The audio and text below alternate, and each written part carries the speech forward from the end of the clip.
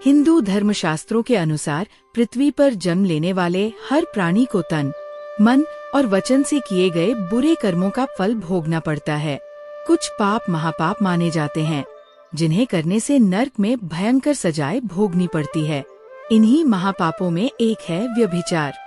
व्यभिचार का अर्थ है विवाहित व्यक्तियों का किसी दूसरे व्यक्ति के साथ शारीरिक संबंध बनाना। इस कलयुग में शादीशुदा व्यक्तियों के नाजायज संबंध होना सामान्य होता जा रहा है। आपने भी कभी न कभी ऐसे अपराध अपने आसपास देखे या सुने होंगे। आजकल नाजायज संबंध बनाने में केवल पुरुष ही नहीं बल्कि स्त्रियां भी आगे हो गई है।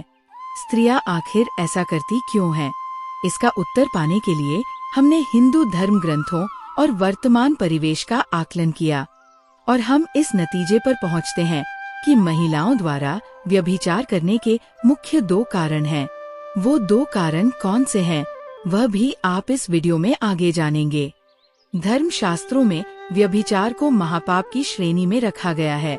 गरुड़ पुराण के अनुसार इस पाप का कोई प्रायश्चित नहीं है।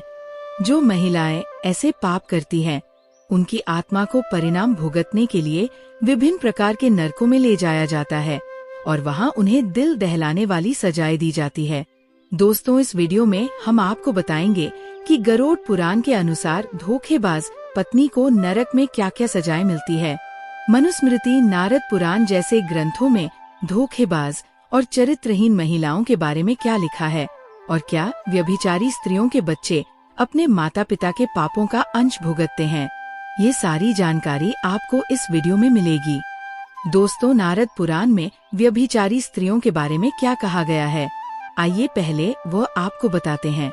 उसके बाद गरुड़ पुराण में इस विषय में क्या लिखा है, उसे भी विस्तार से जानेंगे। नारद पुराण के अनुसार कई मनुष्यों ने अपनी वासना पर नियंत्रण नहीं बनाए हैं और इसकी सजा भी तय की है। नारद पुराण में लिखा है कि जो पत्नी अपने पति को धोखा देकर दूसरे पुरुष से संबंध बनाती है, उसे मृत्यु के बाद नर्क में इस महापाप का ऐसा दंड मिलता है जिसे सुनकर परलोक भी कांप उठेंगे। नारद पुराण में एक प्रसंग का वर्णन मिलता है जिसके अनुसार एक बार धर्मराज और भगवान राम के पूर्वज भागीरथ के बीच लोक और परलोक के बारे में चर्चा हो रही थी। तब भागीरथ जी ने धर्मराज से पूछा कि अपने पति को धोखा देने वाली स्त्रियों को यमलोक में किस प्रकार दंड मिलता है। इस प्रश्न के उत्तर में धर्मराज ने बताया कि यमलोक में उन महिलाओं के लिए बहुत दर्दनाक सजाएं होती है जो खुद को वासना से रोक नहीं पाती और दूसरे पुरुषों की ओर आकर्षित होकर उनके साथ संबंध बनाती है। ऐसी स्त्रियां मरने के बाद यमलोक में भी उसी पुरुष को देखती है जिसके साथ संभोग की इच्छा से उसने व्यभिचार किया था, परंतु वह पापिनी स्त्री उसे देखकर उसके पास नहीं जाना चाहती क्योंकि इस पुरुष का शरीर गर्म पिघले लोहे के समान होता है और वह पापिनी स्त्री को पकड़ने के लिए दौड़ता है। ये देखकर पापिनी स्त्री भागती है, लेकिन लोहे का देहकता पुरुष स्त्री को जबरदस्ती अपने आलिंगन में लेकर उसे उसी प्रकार व्यवहार करता है जैसा वह अपने प्रेमी से चाहती थी। इससे उस स्त्री का पूरा शरीर जल जाता है और उसे भयंकर पीड़ा होती है। फिर उसे एक एक करके अलग अलग नरकों में ले जाया जाता है और उस पापी स्त्री को युगों युगों तक उन नरकों में अपने पापों की सजा भुगतनी पड़ती है। जो स्त्री अपने पति को धोखा देकर एक नहीं बल्कि कई अन्य पुरुषों के साथ संबंध बनाती है, उसके लिए यमलोक में कड़ी सजा का प्रावधान है।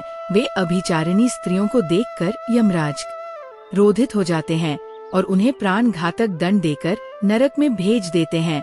वहाँ महिला को बहुत पीटा जाता है, लेकिन यमदूत उस पर थोड़ा सा भी रहम नहीं करते। फिर उसे जलते हुए लोहे के खम्भों का आलिंगन करवाया जाता है, लेकिन यमराज की सजा यही खत्म नहीं होती।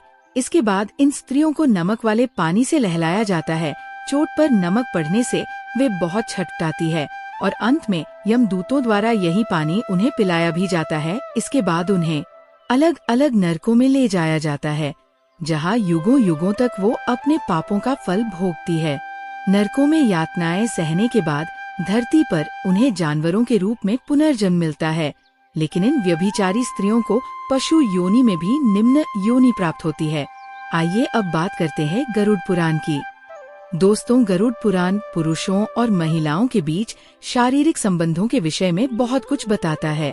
इसमें कुंवारी या कम उम्र की लड़की के साथ संबंध बनाने के लिए अलग सजा का प्रावधान है और शादीशुदा महिलाओं के साथ अलग।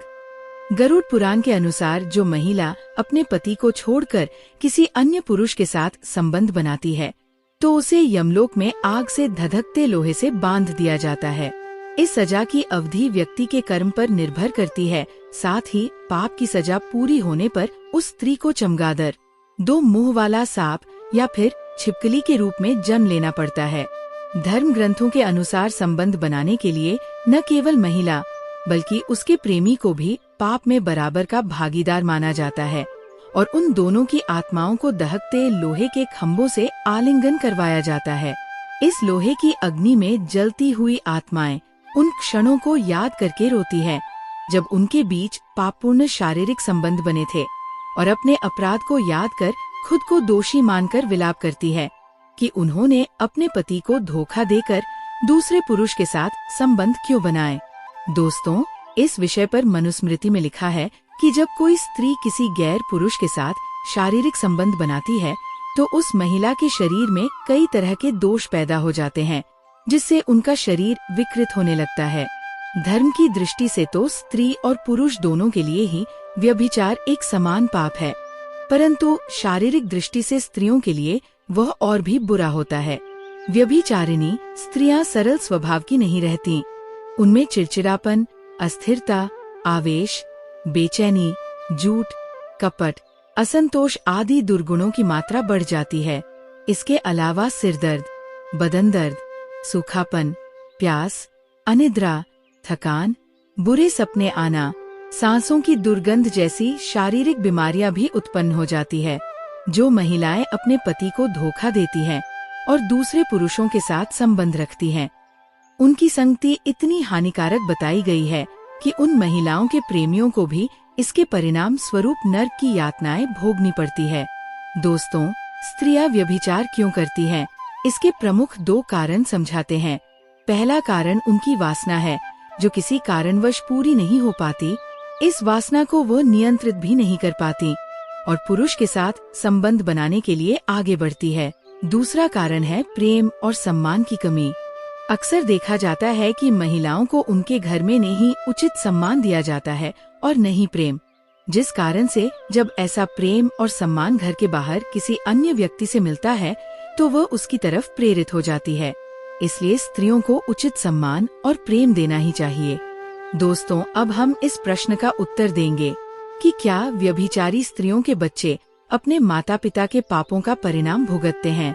इस विषय पर धर्मशास्त्रों में लिखा है कि 1 या अधिक पुरुषों के साथ संबंध बनाने से व्यभिचारी स्त्री का गर्भ दूषित हो जाता है और इसका परिणाम उसके बच्चे पर पड़ता है। या तो उनके बच्चे नहीं होते और अगर होते भी हैं तो ऐसे बच्चे जन्म के कुछ वर्षों बाद ही मृत्यु को प्राप्त हो जाते हैं या अपना पूरा जीवन पैतृक रोगों को लेकर बिताते हैं। माता पिता की पाप में प्रवृत्ति का प्रभाव संतान पर निश्चित रूप से होता है। उस संतान में अनेक आसुरी दुर्गुण पाए जाते हैं। व्यभिचार से उत्पन्न हुई संतान को धर्म ग्रंथों में वर्ण संकर के अपमानजनक नाम से संबोधित किया है।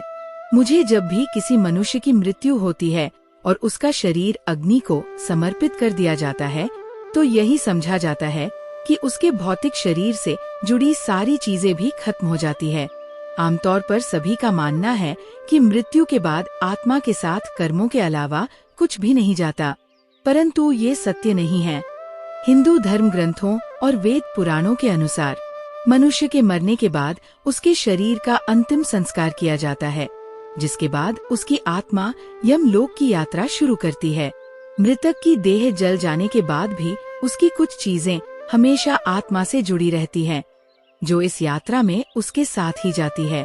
और जब भी वह आत्मा किसी दूसरे शरीर में प्रवेश करती है तो उस नए शरीर में यही चीजें आत्मा के साथ प्रवेश कर जाती है।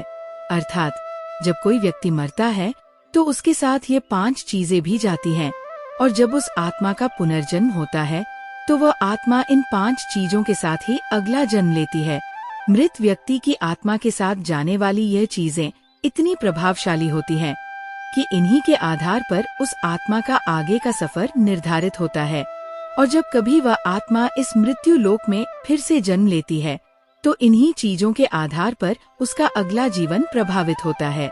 तो आइए दोस्तों जानते हैं कि वह कौन सी चीजें हैं जो व्यक्ति की मृत्यु के बाद भी समाप्त नहीं होती और मृतक आत्मा के साथ साथ जाती है। गरुड़ पुराण में जिन चीजों का उल्लेख किया गया है उनमें सबसे पहले आता है मोह और वासना। गरुड़ पुराण में स्पष्ट कहा गया है कि जब व्यक्ति मृत सैया पर लेटा होता है तो उसे सांसारिक मोहमाया त्याग कर आतुर संन्यास लेकर परमात्मा का निरूपण करना चाहिए। दोस्तों, शास्त्रों के अनुसार अगर किसी की मृत्यु किसी वस्तु के अभाव में हुई हो तो उस चीज की चाहत मरने के बाद भी उसका पीछा नहीं छोड़ती। सांसारिक सुखों की चाहत रखना एक प्रकार की वासना है। मरने से पहले अगर कोई व्यक्ति अपने परिवार अर्थात अपनी पत्नी या बच्चों के सुख दुख के बारे में चिंतित रहते हुए शरीर त्यागता है तो मृत्यु के बाद उसे उन इच्छाओं के लिए कष्ट भोगना पड़ता है। वासना को लेकर विष्णु पुराण में एक कथा का वर्णन मिलता है। इस कथा के अनुसार राजा भरत को अपने हिरण के बच्चे से बहुत प्रेम था। उसी के बारे में सोचते सोचते उन्होंने अपने प्राण त्याग दिए। अगले जन्म में राजा को ही हिरण के रूप में जन्म लेना पड़ा। इसलिए इच्छा और वासना को अपने मन पर हावी नहीं होने देना चाहिए। इसके साथ ही किसी इच्छाओं को त्याग कर ब्रह्मा का ध्यान करना चाहिए, क्योंकि मृत्यु के समय व्यक्ति जो भी सोचता है वह इच्छाएं और अभिलाषाएं उसके साथ ही रहती है। इसलिए उसे अपनी कर्ज चुका देनी चाहिए। दोस्तों, गरुड़ पुराण में कहा गया है कि यदि कोई व्यक्ति कर्ज लेने के बाद मर जाता है तो उसे अगले जन्म में अपना कर्ज चुकाना पड़ता है। ऐसा भी पड़ता है जब तक वह कर्ज नहीं चुका देता तब तक उसे मोक्ष नहीं मिलता। इसके अलावा अगर आपने किसी को कर्ज दिया है और उस व्यक्ति की कर्ज चुकाने से पहले ही मौत हो जाती है तो आपको उस ऋण की वसूली के लिए भी बार बार जन्म लेना पड़ सकता है। इसलिए आपके लिए यही उचित होगा कि आप ऐसे व्यक्ति को मरते ही माफ कर दें और ऐसे ऋण को दान समझकर भूल जाएं। इसी में आपका उद्धार है। दोस्तों, मृत्यु के बाद तीसरी चीज जो आत्मा के साथ जाती है वह है पुण्य। आपने अक्सर अपने घर के बुजुर्गों से सुना होगा कि दान और परोपकार कभी खाली नहीं जाता। इसका उल्लेख शास्त्रों में भी मिलता है। जीवन में अगर कोई अजनबी आपकी मदद करता है तो शायद इसका मतलब है कि वह आपके द्वारा पिछले जन्म में किए गए दान और परोपकार को चुका रहा है। इसलिए दान पुण्य हमेशा करते रहना चाहिए। ये व्यक्ति की मृत्यु के बाद भी उसके साथ रहता है। शास्त्रों के अनुसार माना जाता है कि जिस तरह व्यक्ति के बुरे कर्मों का हिसाब भगवान के पास होता है, उसी तरह वो अच्छे कर्मों यानी पुण्य का भी हिसाब रखते हैं। शास्त्रों में दान की तुलना बैंक में जमा किए गए धन से की गई है, जो हर समय बुरे वक्त में काम आता है। एक व्यक्ति अपने जीवन काल में जो भी अच्छे कर्म करता है, उसका श्रेय है उसके खाते में जोड़ दिया जाता है। इसके बाद अगली चीज जो आत्मा के साथ जाती है वो है कर्म। गीता में कहा गया है कि कर्म के बिना मानव जीवन संभव नहीं है। हर पल लोग अच्छे या बुरे काम करते हैं। जब मृत्यु निकट आती है तो उसके कर्मों से ही ये निर्धारित होता है कि वह परलोक में सुखी रहेगा या दुखी। इनका परिणाम आगे चलकर जीवन में अच्छे या बुरे परिणाम के रूप में सामने आता है। कर्म 7 जन्मों तक मनुष्य का पीछा नहीं छोड़ते।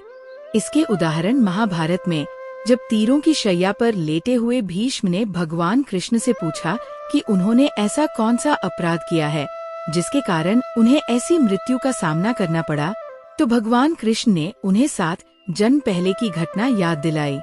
7 जन्म पहले भीष्म ने एक अधमरे सांप को उठाकर नागफनी के कांटे पर फेंक दिया, जिसके फलस्वरूप भीष्म को भी बाणों की शैया प्राप्त हुई।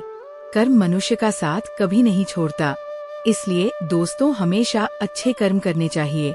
5वीं चीज जो आत्मा के साथ जाती है वह है ज्ञान। दोस्तों, ज्ञान इंसान को भीड़ से अलग करता है। ज्ञान से आप लोगों पर अपनी एक अलग पहचान और छाप छोड़ने में सक्षम होते हैं। इसलिए मृत्यु से पहले आप जितना ज्ञान अर्जित करेंगे वह आपके बहुत काम आएगा। दरअसल ऐसा माना जाता है कि जो गुण व्यक्ति जीवित रहते हुए सीखता है वह मरने के बाद भी उसके साथ रहते हैं।